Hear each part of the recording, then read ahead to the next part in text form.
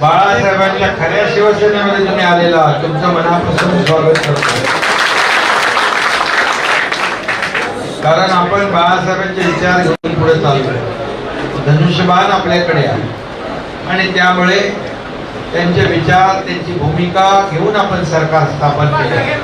आज तुमचे चिमणाबा माझ्या खांद्याला खांदा लावून सुरुवातीपासून या ठिकाणी सोबत आहे आणि आज या महाराष्ट्रामध्ये त्यांनी सांगितलं की लोकसभेच्या निवडणुका आहेत, देशामध्ये जे झालेला विकास आहे, मोदीजींची लाट आहे, मोदीजींचं काम आहे, देशाचं काम आहे, देशाची प्रगती आहे, हे सगळं आपण करतोच आहे.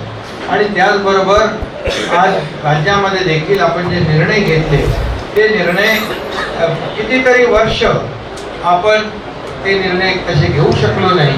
कमी काळात जास्ती काम करण्याचा विक्रम आपल्या सरकारने केलेला आहे, महायुती सरकार.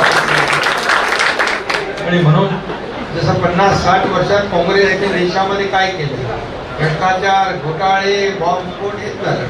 या 10 वर्षात तुलना केली मोदी साहेबांची तर जे 50-60 वर्षात झालं नाही त्या 10 वर्षात झालं. आज पण त्यांनी जाहीरनाम्यामध्ये आपण बघितलं, तो जाहीरनामा दिलेला आहे तो तरुण, महिला, शेतकरी आणि गरीब असा प्राधान्यक्रम त्यांनी दिलेला आहे. आणि म्हणून सर्वसामान्य माणसाला न्याय देणारं आपलं हे सरकार. आणि म्हणून या सरकारवर विश्वास ठेवून आपलं सरकार स्थापन झाल्यापासून मला वाटतं उभाटा, इतर पक्ष या हजारो लाखो लोक आपल्या पक्षात सामील होत आहेत. याचं कारण एवढंच आहे की आपण काम करतोय, आपण लोकांचं ऐकून घेतो, ऐकून निर्णय घेतो.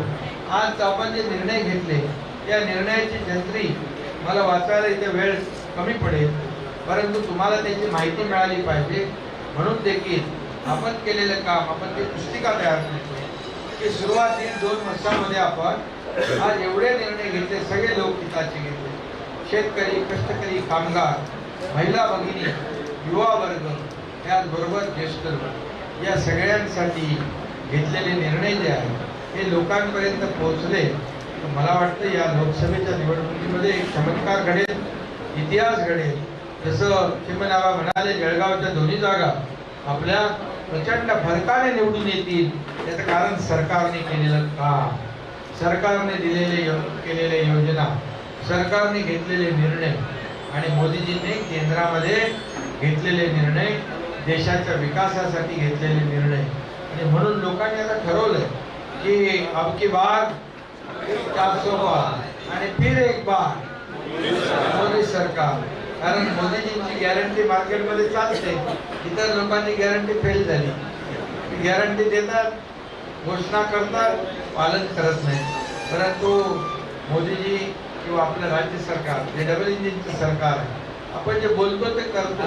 आणि म्हणूनच आज लोकांचा प्रचंड विश्वास आहे. शेवटी लोकांना काम पाहिजे, लोकांना शिव्याशाप, आरोप हे सगळं आवडत नाही. लोकांना काम करणारी माणसं आवडतात, भेटणारी माणसं आवडतात, ऐकून घेणारी माणसं आवडतात. मी तर एक जमिनीवरचा कार्यकर्ता आहे, मी तुमच्यातलाच एक कार्यकर्ता, आज मुख्यमंत्री झालोय म्हणून तर मला त्याचा अभिमान आहे की माझा एक कार्यकर्ता